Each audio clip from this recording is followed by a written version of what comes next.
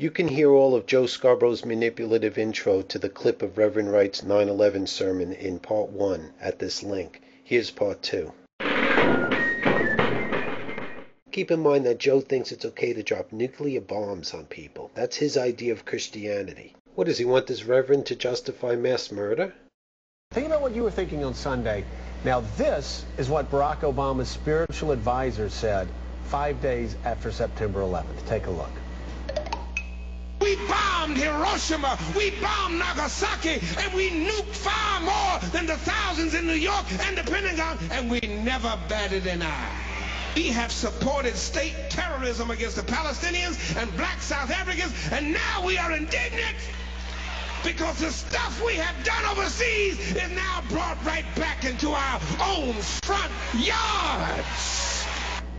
And the problem is that after that hateful tirade, I would say, in my opinion, against America.